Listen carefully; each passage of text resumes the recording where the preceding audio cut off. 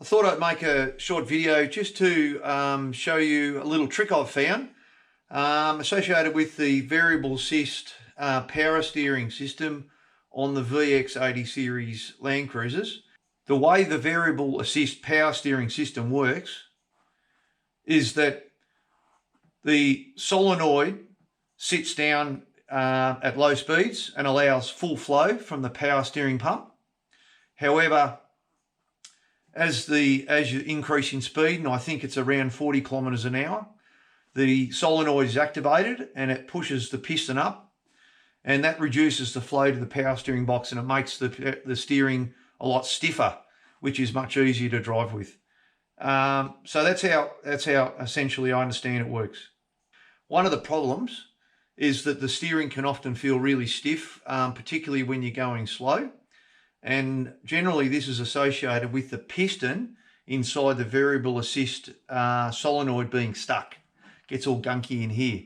So one of the tricks I've found is being able to disassemble this system. You can do it on the car, and then getting inside the solenoid and extracting the piston and giving it a good clean out. I've gone through a couple of these power steering boxes thinking that the box was stuffed, but in actual fact all it was the solenoid was all crapped up. So hopefully this video might be of use to some of you guys who might have some problems with your steering, wonder what's going on.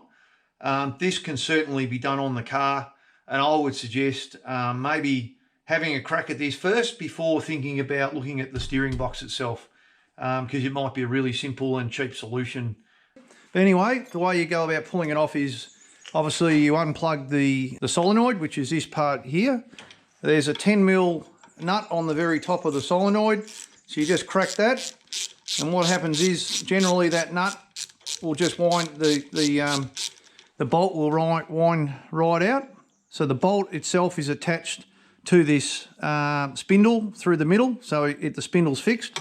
So anyway, once you've undone it, you'll feel the bolt will come loose. Should have it just about. Okay, and you can just take that off. So there's nothing that can drop out of there.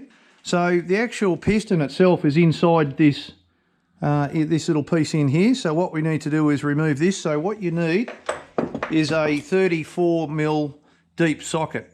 Anyways, shove that on there. Loosen the spindle up, and it should just wind out. Now, before you do that, I should point out that there's also a spring that sits in through the top here, and the spring itself exerts pressure down onto the piston inside here. So either you take it out now, so I'm just going to pull it out now to show you, if I can get it out. There it is there. But if you're careful, you can take this off and then carefully tip it up in, because you don't want to lose that. That's got to go back in. Okay, so this just winds out. It can be a little bit stiff because there's an O-ring down here to seal the spindle. Okay, here it comes. Nothing can fall out. There's the O-ring that seals down in here. Now, on top of this is there's a little nut.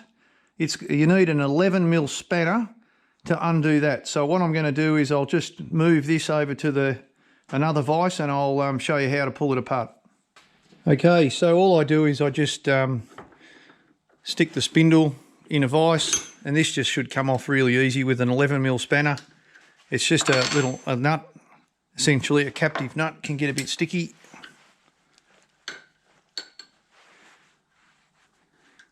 Okay, so that's just a little captive nut that sits down on top of the piston. And the piston, well, I'm calling it a piston anyway, sits down inside there. Now this is going to be a bit tricky to get out because inside here gets all gunky, and I've already cleaned this one, so it should come straight out. Here it comes here. Now you can see there that the end that faces the top of the solenoid has a little brass insert in there, and the bottom of the piston, where it fits in, has a little crosshatch across the bottom just there. So it's quite easy to recognise. So what happens is, this section of the piston will get all gunked up, and you can already see there's still some black material still coming off this one that I cleaned previously. And what happens is all of that gunky material, and I suspect it's probably some of the old rubber hoses which are 30 years old or so, breaking down. And it creates this real greasy, sticky material that gunks up the piston, and it stops the piston from moving up and down. Now the piston itself only moves by about 2 to 2.5 mils at the most, so it's barely moving. It barely moves up and down like that when the solenoid is activated. So what you need to do is you need to clean all that material off, put some sort of degreaser in here, and blow it all out. Now this one here, I've already oiled that up with some power steering fluid, ATF fluid, but and also you need to get in there and give that a good clean. So if you've got some sort of narrow brush, that's the shot. So putting it all back together, fairly straightforward. I'd pre-lubricate this with some ATF fluid, stick it back in, put the captive nut on top. Let's get it done up. You don't need to, there goes the nut. You don't need to reef this nut right up. You just need to tighten it up so it's nice and firm. And that's it. We're ready to put this back into the car and put it back together. Reinstalling the spindle. Just make sure you put a bit of lubrication on that O-ring. All of the ones that I've done so far, the O-ring is sealed when it's been pushed back in. You can feel it gripping. Essentially, wind it back in. Get the 34mm socket. It's not actually tightened. There's no torque specifications that I could find in the factory manual, but it's only nipped up very, only just firm. It's not. I should be using a ratchet here.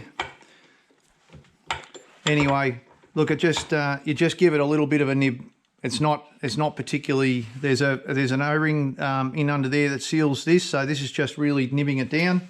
And then the critical thing, and when you're doing this on the car, this will be pointing sidewards, so you probably will have to insert this with a pair of tweezers. Now the key is it doesn't just sit here; it's got to go down into a little hole down here. So you've got to make sure when you put the spring back in that it's sitting down in the hole, touching the actual top of the piston, not sitting up here, up in this top section here. So what I like to do is use tweezers, but you don't have to. And that way I can feel when it goes down into that hole. So I can feel it's being pushed, it's sitting in the hole. So the top of the spring is about here, okay? And then it's just simply a case of probably give this a bit of a clean. Sometimes there's a bit of gunk and stuff in here, not that there's any moving parts, but theoretically that should remain fairly dry. And then just fit it down, and you've got it careful. Just, this needs to be central, and you just find the hole on top of the spindle and wind it down, and you'll feel it when it's ready. The final bit is to make sure you orientate the wire. I can't remember, it was probably about 2 o'clock when you're looking in from the side of the car, but that goes back over the mudguard. And then doing up the 10mm nut.